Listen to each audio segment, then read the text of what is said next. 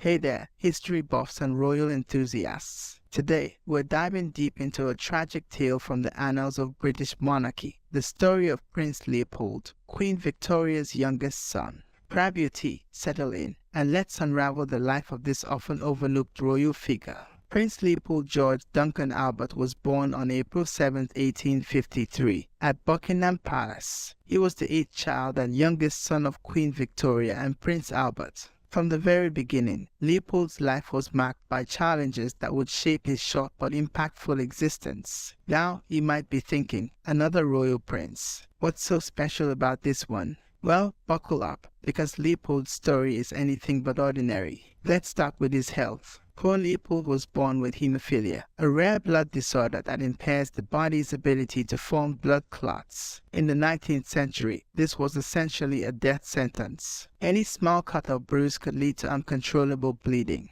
Can you imagine living your life knowing that a minor injury could be fatal? That was Leopold's reality from day one. But here's the kicker, Leopold wasn't just dealing with hemophilia. Oh no, that would be too simple for our prince. He also suffered from epilepsy. Talk about a double whammy. His health issues would define much of Leopold's life, shaping his experiences and opportunities in ways that his siblings couldn't even imagine. Now, you might think that being a prince would mean a life of luxury and ease, especially if you're dealing with health problems. But remember, this is Victorian England we're talking about. Queen Victoria, bless her heart, wasn't exactly known for her warm and fuzzy parenting style. In fact, Victoria was downright overprotective of Leopold. And can you blame her? With his health conditions, she was constantly worried about his well-being. But this protectiveness came at a cost. Leopold was often kept isolated, missing out on many of the experiences his siblings enjoyed.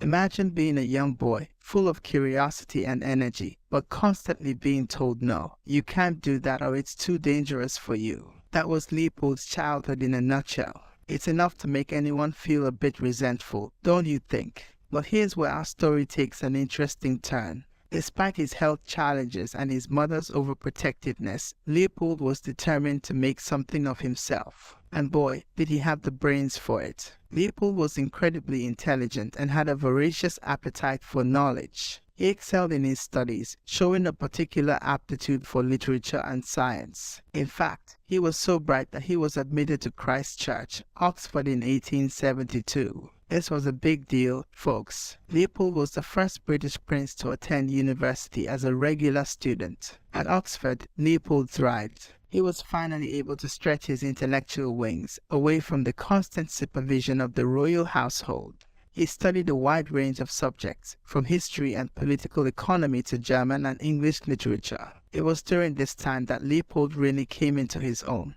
But university wasn't just about academics for our prince. It was also where he got his first real taste of independence. For the first time in his life, Leopold was able to make his own friends and pursue his own interests. He became involved in the Oxford University Dramatic Society and even took part in some amateur theatricals. Can you picture a prince treading the boards? It's not your typical royal pastime, that's for sure. Leopold's time at Oxford also allowed him to develop his own political views. He was a liberal thinker, often at odds with the more conservative leanings of the royal family. He became friends with John Ruskin, the famous art critic and social thinker, and was influenced by his ideas on social reform. But let's not get ahead of ourselves. While Leopold was flourishing intellectually, his health problems were never far away. He had to be constantly vigilant, and his studies were often interrupted by bouts of illness. It's a testament to his determination that he managed to complete his degree despite these challenges. After graduating from Oxford in 1876, Leopold faced a dilemma that many young adults can relate to: what to do with his life. For most princes, the answer would be simple: military service. But Leopold's health issues made that impossible.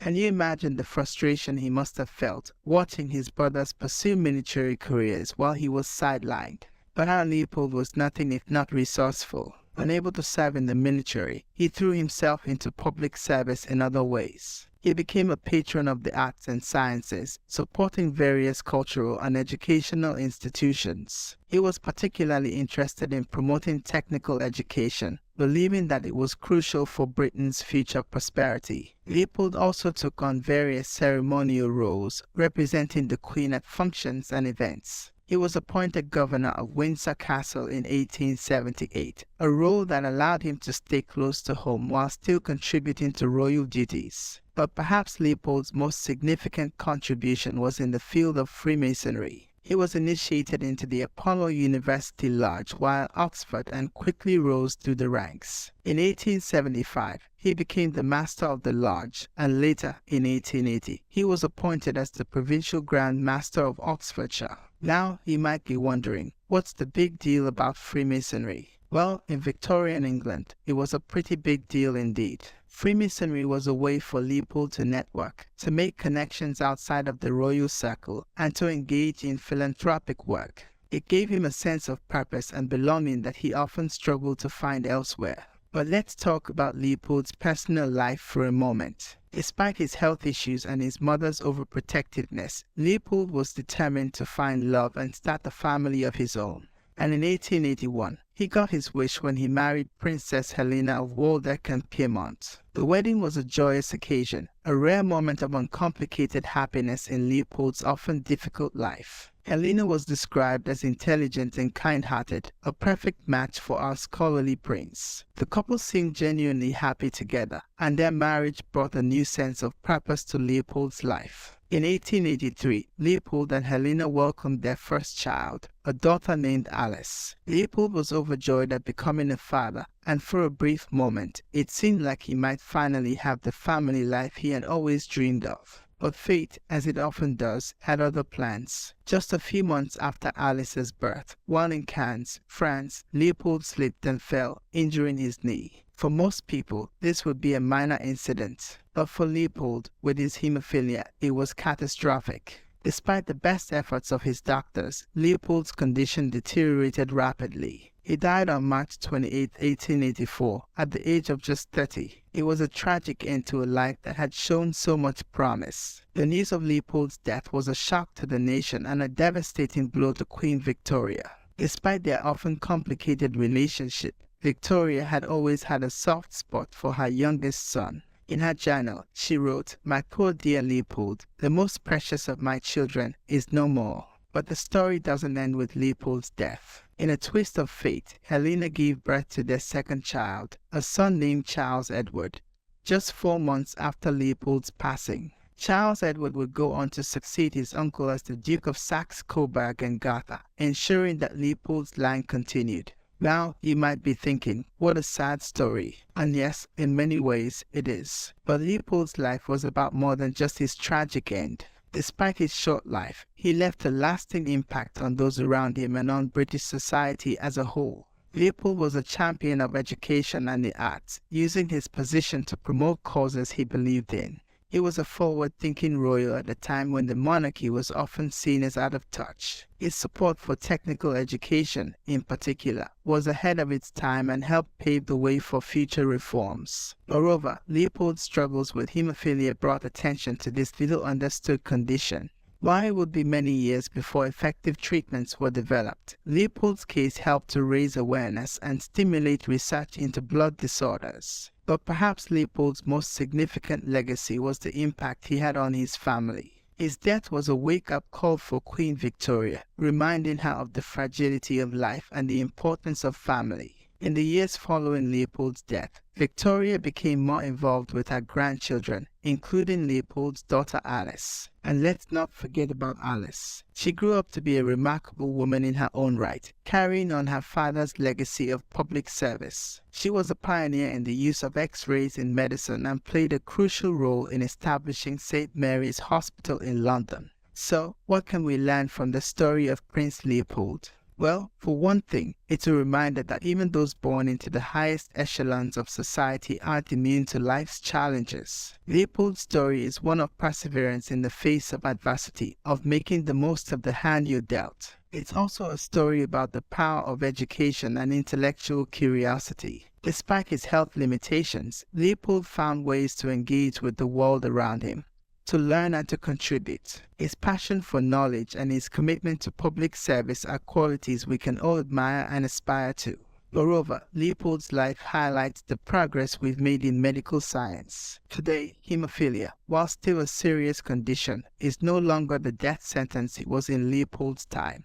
It's a reminder of how far we've come and how much we owe to those who came before us. But perhaps the most poignant lesson from Leopold's story is about the unpredictability of life. Here was a prince, born into immense privilege, who nonetheless faced challenges that would have daunted even the strongest spirit. His life was cut tragically short, but in his brief time, he made a lasting impact. As we wrap up our exploration of Prince Leopold's life, it's worth reflecting on how his story fits into the broader tapestry of British royal history. In many ways, Leopold was a transitional figure, bridging the gap between the old world of hereditary privilege and the new world of education and meritocracy. His commitment to education and his liberal political views were somewhat at odds with the traditional role of a prince. Yet, in many ways, he paved the way for future generations of royals who would need to find new ways to justify their position in an increasingly democratic society. Leopold's story also sheds light on the human side of royalty. Too often, we think of historical figures, especially royals, as distant and unknowable.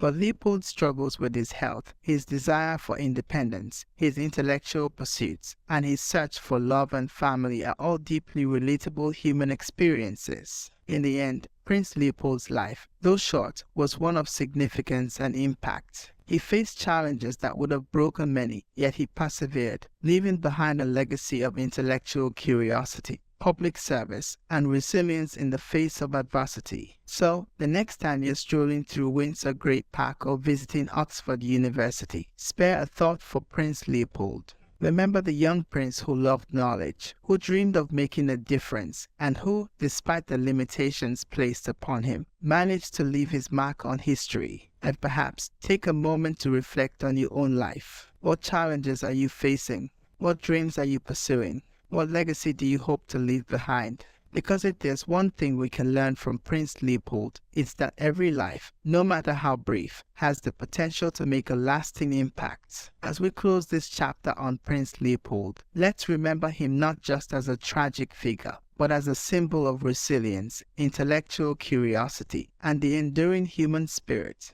His story may have ended too soon, but its echoes continue to resonate, reminding us of the power of perseverance and the importance of making the most of the time we have.